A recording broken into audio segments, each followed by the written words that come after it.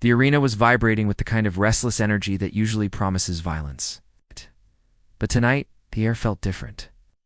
It was the main event of a pay-per-view that had already exhausted the audience emotionally, leaving them drained and skeptical. In the center of the ring, the current champion stood, catching her breath, holding the title belt aloft, more out of obligation than triumph.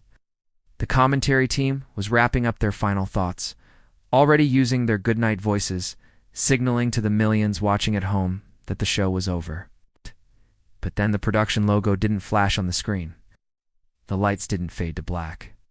Instead, the arena plunged into a sudden, uncomfortable dimness, not the pitch black usually reserved for a surprise, but a flickering, sickly gray that bathed the crowd in an uneasy twilight. The audience didn't cheer immediately. They murmured. It was the sound of 20,000 people confused at the same time, a low, buzzing hive of uncertainty that is far more unsettling than booing. Ow. The champion in the ring lowered her belt, her eyes darting toward the entrance ramp, stripping away her character's bravado to reveal the genuine confusion of the performer beneath. The massive LED screens that usually broadcast high-definition graphics began to glitch, tearing with digital static that looked less like a special effect and more like a catastrophic system failure. The commentary team stopped speaking entirely. There was no feigned surprise, no scripted disbelief, just dead air. For a terrifying 10 seconds, the only sound in the entire stadium was the hum of the ventilation system and the nervous shuffling of feet. The atmosphere shifted from anticipation to anxiety, a collective realization that something was happening that perhaps wasn't on the run sheet. This wasn't part of the show. It felt like an intrusion. The ghost in the machine. When the sound finally hit, it wasn't music. It was a single, distorted bass note that rattled the rib cages of the front row, followed by a slow, rhythmic scratching that sounded like metal dragging across concrete. The crowd didn't pop. There was no explosion of joy. Instead, a collective gasp sucked the oxygen out of the room, a sharp intake of breath that sounded like a vacuum sealing. Through the gray fog on the stage, a silhouette emerged, devoid of pyrotechnics or fanfare. She walked with a deliberate, predatory slowness, her head bowed low, hiding her face beneath a hood that seemed to absorb the light around her. As she stepped into the clearer view of the ringside cameras, the realization rippled through the stands in waves. It was her, the woman who had left under a cloud of controversy, the one whose name had been scrubbed from the archives and whispered in locker rooms like a ghost story. The commentators finally broke their silence, but their voices cracked with genuine apprehension. They didn't scream her name. They whispered it, as if saying it too loud would summon a curse. She didn't acknowledge the fans. There was no signature pose, no playing to the hard camera, no smile. She looked exhausted, not physically, but spiritually, carrying the weight of 1,000 battles that had nothing to do with wrestling.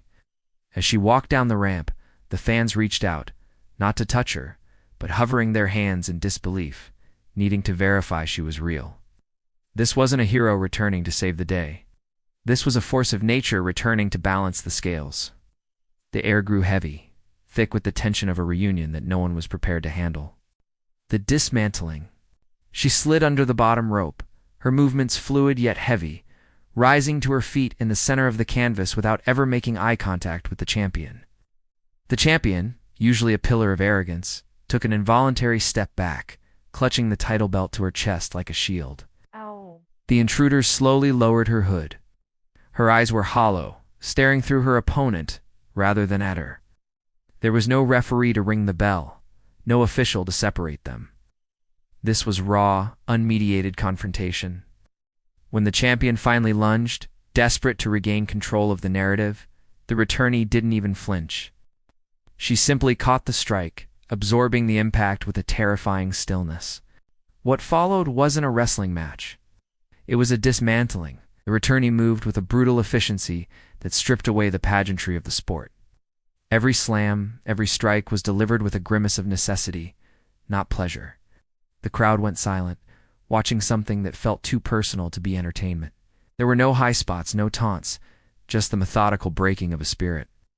When she finally left the champion lying motionless in the center of the ring, she didn't pick up the title belt. She didn't even look at it. She simply turned and walked away, leaving the symbol of power in the dust as if it were a meaningless trinket. The commentary team couldn't find the words to frame what had just happened. They didn't try to sell the next pay-per-view or analyze the strategy. They sat in stunned silence, reflecting the mood of the audience, feeling that we had just witnessed the death of an era and the violent birth of something much colder. The ripple effect.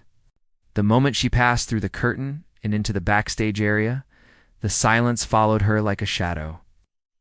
Usually the gorilla position, the nerve center of the production, is a chaotic hub of shouting producers, frantic writers, and executives barking orders. Tonight, it was a graveyard.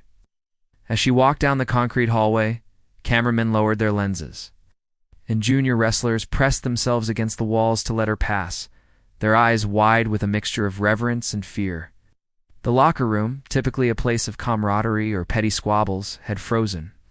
Everyone was gathered around the monitors, watching the feed of the broken champion still lying in the ring. This return shattered the hierarchy instantly. The women who thought they were at the top of the card suddenly realized they were fighting for second place. The veterans who had become complacent felt the sudden sharp urge to train harder or retire. The executives in their suits looked at each other with grave expressions, knowing that while business would boom, the control they desperately tried to maintain over their product had just evaporated. She didn't stop to talk to anyone. She didn't hug old friends or acknowledge the management. She went straight to her locker, packed her bag, and left the building before the show had even gone off the air. The chaos she left behind was palpable. Scripts were being torn up, storylines were being abandoned, and the carefully curated reality of the company was fracturing under the weight of her presence.